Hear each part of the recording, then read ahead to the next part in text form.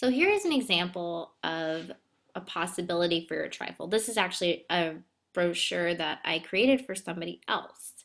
And it's perfect. It's a perfect example for the final project because it includes the bleed, it includes images and text that are placed. Actually, this text was actually embedded. I copied and pasted because he sent me an email with all the information, and I just pasted it into here.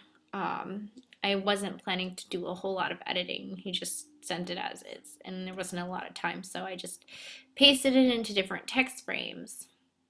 And anyway, the reason why I'm showing you this is actually because I wanted to incorporate the master page somehow.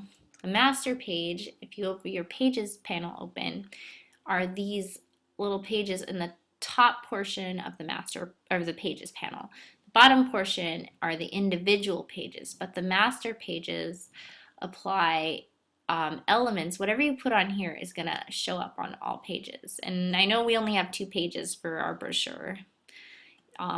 Technically, it's a 6-page brochure when folded, but when printed, it's really only 2 pages, double-sided, and this is letter, so it's 8.5 by 11. Because it's full bleed, as you can see, I added a bleed here. You can see the bleed going all the way around. It's that red line.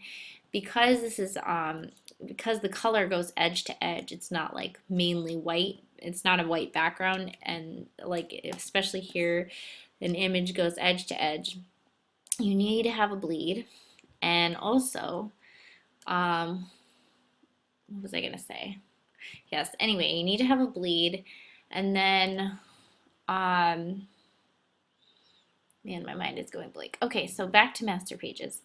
So master pages, whatever I put on a master page, for example, if I were to just draw an ellipse and fill it with color, see, okay, this is gonna look really ugly, but I just want to show you what happens. Well, actually, it doesn't show up.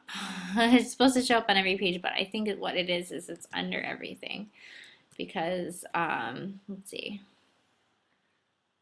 There it is. But it's also not really selectable because it's on the, it shows up on every page. Let me show you. It's on this page too. If I move everything off to the side, all my elements, you're gonna see that dot is in the same place. It's a very big dot, a very big ellipse, and it's in the same place on every single page because this master is called a master by default, and as you can see on each page there's a little A symbol. Now I can change that if I double click here. I think, let's see, how do I change it? There's a way to change your master. New master, master options for a master. Oh yeah, here we go. The prefix is A. So I could change it to B, for example, and it'll change all of it to B, but I kind of like it as A. So apply. Let me just go back in time, but Control Z, Command Z. So now it's back to A. You can name it whatever you want to. You can, anyhow, whatever you put on this page will show up on every other page unless you have items. And it shows up underneath and it's non-selectable. So I can't grab it unless, if I ever wanted to move it, I would have to press, I think it's Command Option something. Command Shift Option Alt, no. Okay, it's Command Shift. All right, anyway, so that pulls it out and then you can throw it away for a certain page.